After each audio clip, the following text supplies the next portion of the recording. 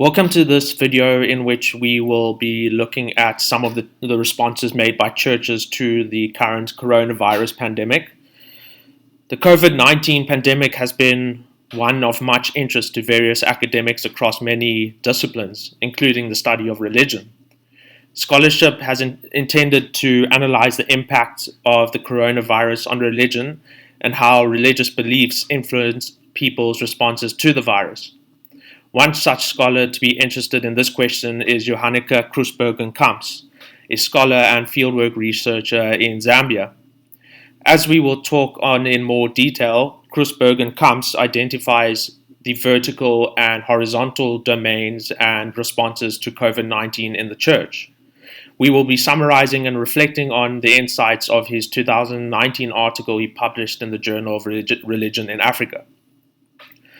Krusbergen-Kamps identifies three major trends in the academic literature on COVID-19. The first is that theologians, missiologists, and anthropologists reflect on the need for religions to carve out a new space online. This is because traditional practices of collective worship have been disrupted due to social distancing measures and wholesale lockdowns. Some churches have published booklets with experiences and advice on how to practically move services online. This digital turn raises questions in scholarship around the embodied and material dimension of religion. A second trend we can see in the literature is secular researchers looking at the relation between religion, well-being, and mental health in the time of COVID-19. For example, we note an increased interest in the role of religious coping mechanisms in the times of adversity since the 1990s. Some authors find that people turn to religion during the pandemic because it helps them to deal with anxieties and uncertainties of the current experience. Other writers, however, have found no clear relation between the pandemic and increased religiosity. The third trend notices how the relationship between religion and COVID-19 has adverse effects on religious commitments. In the United States, research shows that religious people tend to adhere less to measures intended to decrease the spread of the coronavirus. A number of academics who have examined the religious response to COVID-19 in Africa have criticized Pentecostal churches for their tendency to see challenges through the lens of religion. Pentecostals are said to spiritualize the virus by bringing it into the realm of gods and spirits, thereby disregarding practical physical measures to prevent the spread of the pandemic. Krusbergen-Kamps sees another area that needs to be explored and that hasn't been given enough attention. He notices how little has been published on how religious frameworks of meaning adapt to the pandemic. There is a paucity of in-depth qualitative analyses of the way in which suffering and death, injustice and tragedy caused by the coronavirus are framed by different religions. Krusbergen-Kamps presents an in-depth investigation of religious responses to COVID-19, at least as we find responses in the Zambian church, particularly the Reformed Church in Zambia. Krusbergen-Kamps explains how he attained his data for analysis. He catalogued several hundred sermons and transcribed the relevant parts of 109 services, explicitly and indirectly mentioning COVID-19. He transcribed various discourses, including words of welcome, prayers, talks, speeches, and sermons. At the same time, Krusbergen-Kamps was following online services in Zambia, South Africa, and the Netherlands. As Krusbergen-Kamps notes, the coronavirus was an important topic in many of the services, especially the earliest ones he analyzed. In almost half of the services, a sermon addressed the pandemic in detail. In 20% of the sermons, the coronavirus was an important topic in the prayers offered during the service. In their first live stream services, 72% of the pastors preached about COVID-19. The interest in the coronavirus, however, slowly decreased over time as the pandemic lost its predominance as a topic of importance.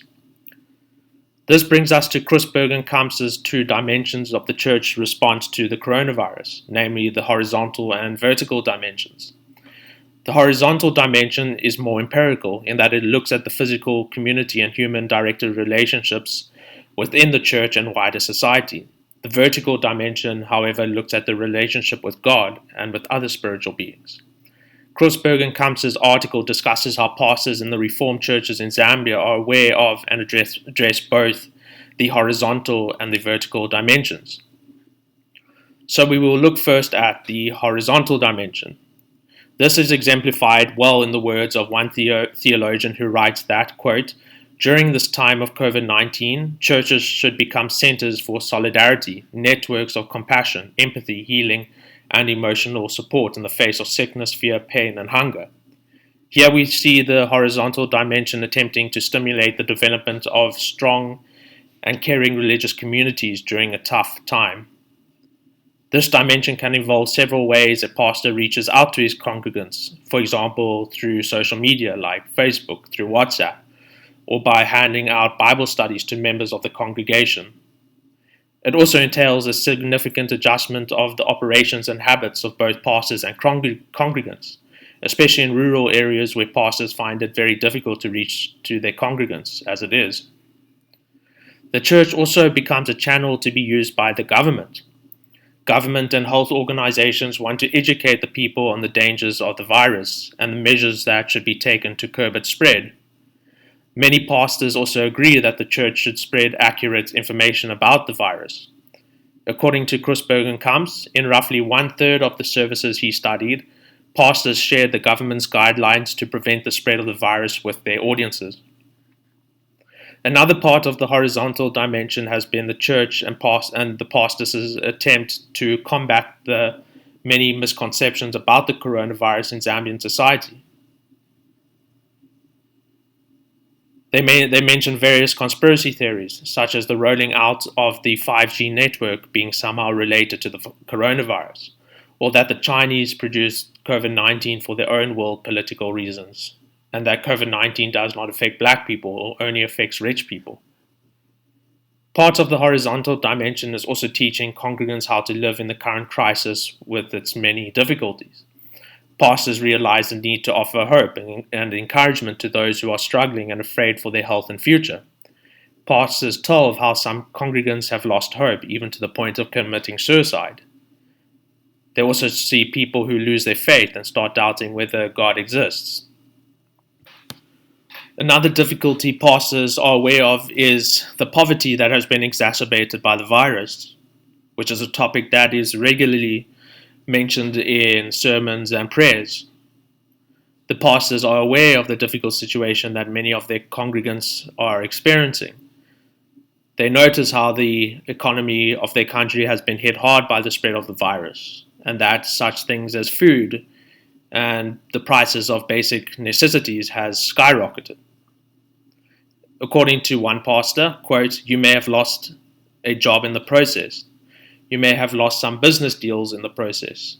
You may have lost even your business in the process. Some of you may even be losing your spouse because now you are broke and so your spouse wants to run away, end quote. It is such factors as these that theologians and missiologists have wanted to stimulate churches to use this crisis to become visible as caring communities.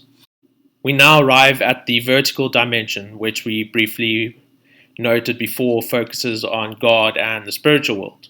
As Kreuzberg and Kamps notes, this vertical dimension fits well within an African worldview in which diseases and other setbacks are often related to a disturbance in the spirit world. This dimension involves persons drawing closer to God in prayer and fasting because this provides comfort and reduces stress in difficult times. There are churches that interpret the coronavirus as being caused by a disturbance in one's relationship with God.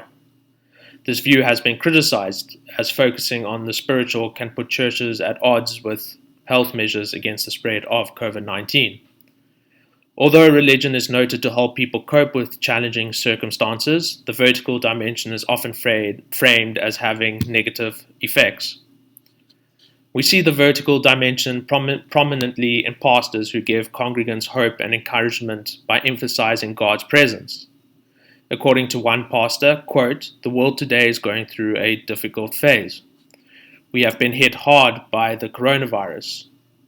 In the midst of this challenge, I'm here to assure all of us that God is with us, end quote.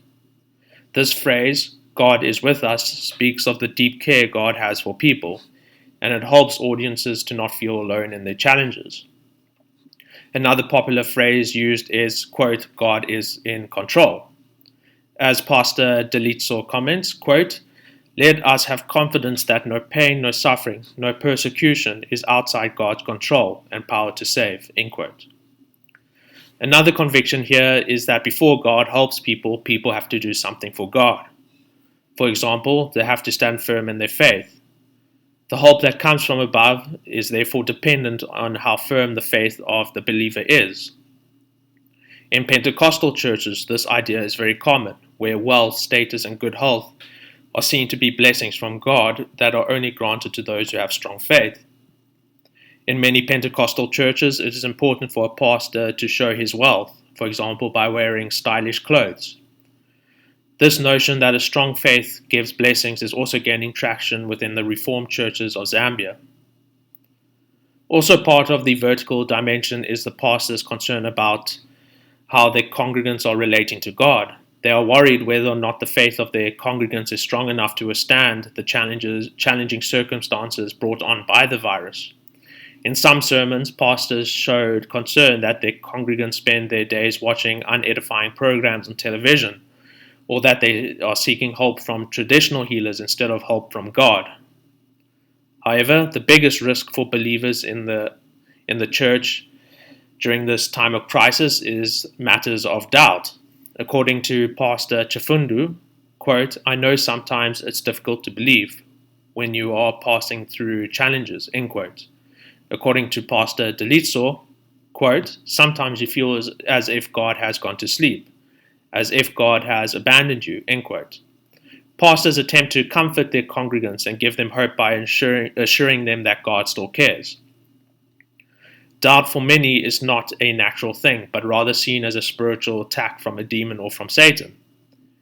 Krusbergen-Kams notes how a segment in the Reformed Church in Zambia is moving into a more Pentecostal direction, in which spiritual warfare theology is an important element.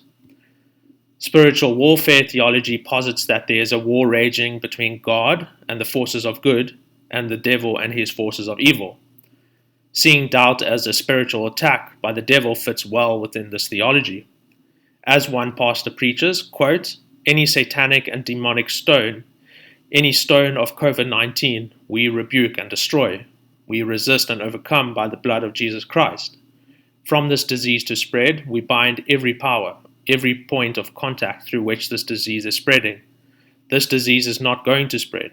This disease is not going to escalate in the mighty name of Christ Jesus, end quote. There are many in the church who see demons in the coronavirus and believe that they can pray the virus away.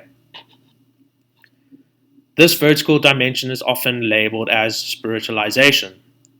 Spiritualization is seen in how the virus is viewed as a demon or a curse, which motivates one to seek the cause and solution in the spiritual realm. This is, as we noted, a point of critique. The churches seek the cause and solution for the pandemic in the spiritual realm, which comes to the expense of biomedical and social preventative measures. Because pastors and politicians spiritualize the virus, they do not invest enough attention in the practical physical responses to it. People end up searching for faith healing instead of medical treatment. People also fail to practically engage with structural causes like poverty, inequality, and corruption in the physical world. Some pastors engage in an adamant spiritualization of the virus by shunning all human hope and trust. In their view, one should not put his faith in fellow humans, which only leaves God as an option. Only God is the source of help. The lack of trust is usually directed against doctors, scientists, pastors, and politicians. As Pastor Madalitso teaches, quote, doctors may fail, but Jesus will never fail. Professors may fail, but Jesus will never fail. Pastors, bishops, prophets may fail, but Jesus will never fail, end quote. The message here is that believers should put their trust in God and not in the works of man. But on the other hand, many of the pastors have been careful to combine the emphasis on prayer with giving information about the physical measures that help protect against contracting COVID-19.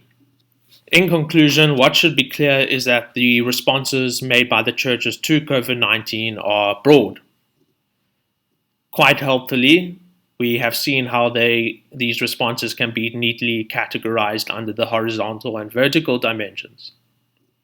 Some responses, as we have seen, involve taking the horizontal and more practical steps. These include such things as educating congregants on the virus and misconceptions, pastors trying to stay in contact with the congregants, praying for them, and providing them with emotional support. Some responses are less practical and more spiritual, such as praying for healing, placing trust primarily in God rather than in people, and spiritualizing the virus. It is also possible to combine the horizontal and vertical dimensions. For example, one can reach out to the sick, but at the same time pray and appeal to God for healing. Kreuzberg and Kamsa's study is helpful, and it begs to be applied to other contexts. We now have a knowledge of how churches in Zambia have been responding to COVID-19, but we might want to apply the horizontal and vertical dimensions to church responses in, say, the United States or in the United Kingdom. How might the churches there be responding to the virus? What might be some of the similarities and differences to what we know of the churches in Zambia?